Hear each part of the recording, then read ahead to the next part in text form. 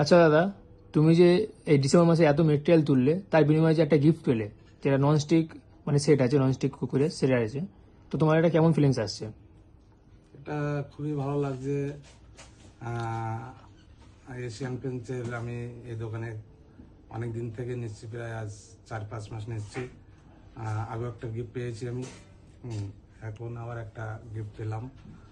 তা সত্যি কথা বলতে এশিয়ান পেন্টসের যদি একটা ভালো দোকান থেকে থাকে, আমাদের নিউটন এটা অরবিট আছে, অরবিট ইন্ডিয়া, আমার খুব ভালো লাগে এবং মালের অনেক ডিসকাউন্টও পাই এবং খুব যত্ন সহকারে এরা সবাইকে মালটা সাপ্লাই করে।